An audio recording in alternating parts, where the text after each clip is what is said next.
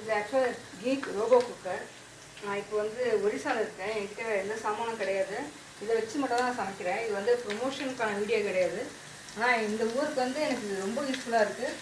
இதில் எல்லாமே செய்கிறேன். ஆக்சுவலாக வெஜ் புலாவ் இல்லை சாதம் வெடிக்க முடியாத முக்கில் வேக வச்சுக்கலாம், அவ்வளோதான். எல்லாமே எனக்கு செய்ய முடியுது. குழம்பு சாம்பார் எல்லாமே செய்ய முடியுது. ரொம்ப ஈஸியாக இருக்குது. நான் இப்போ அரிசி உப்புமா தான் பண்ணுறேன். அதுக்கு நான் வந்து பச்சை மிளகா, கடுகு, வெங்காயம் போட்டு தாளிச்சுட்டுருக்கேன்.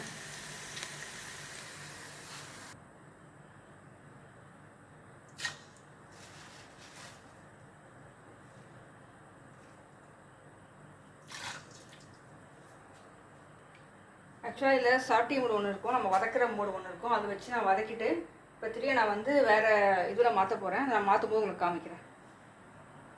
இதில் வந்து 1 கப்பு ரைஸுக்கு 2 கப் தண்ணி, அதே நம்ம குக்கர் அளவே தான் பண்ணுறோம். இப்போ அதை வந்து வதக்கிற மூடில் வச்சுருந்தேன். இப்போ அதை மாற்றிடுறேன். இதுக்கு நான் முதல்ல ஆஃப் பண்ணிவிட்டு திரும்ப ஆன் பண்ணிக்கோங்க. இதில் வந்து நான் வந்து ரைஸில் வச்சிடுறேன். இல்லை நம்ம புலாவில் இதெல்லாம் வச்சுக்கலாம்.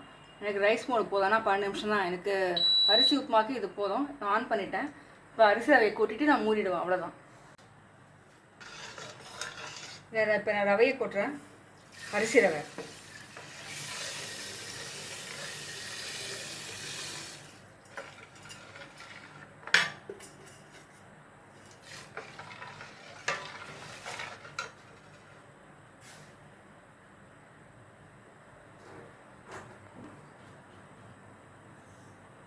இது வந்து மூடி இப்படி இருக்கும்.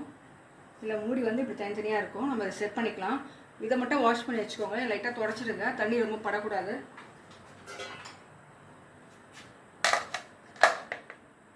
மூடி இப்படி ப்ரெஸ் பண்ணிவிடுங்க, அவ்வளோதான். இப்போ மூடிடலாம்.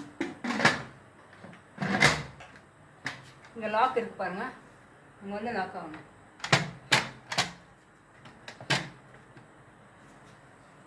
இது வந்து மூடியாச்சு. இப்போ இது வந்து ஃபங்க்ஷன் ஆகிட்டு இருக்குது. இப்போ 12 மினிட்ஸ் காமிக்கும். காமிச்சிட்டு ஆட்டோமேட்டிக்காக ஆஃப் ஆகிடும். முடிஞ்சோடனே பார்க்கலாம். இப்போ ப்ரோக்ராமிங் முடிஞ்சு இப்போ டைம் காமிக்குது. மொத்தமாக 12 மினிட்ஸு.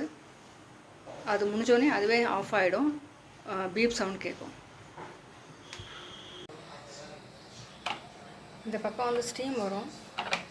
இப்போ ஸ்டீம் ஃபுல்லாக போயிடுச்சு. ஸ்டீம் போனால் நம்ம திறந்துடலாம். நம்மளுடைய உப்புமா ரெடி ஆகிடுச்சு பாருங்கள். வித்தின் 10 மினிட்ஸில் உப்புமா ரெடி ஆகிடும். ட்ரை பண்ணி பாருங்கள்.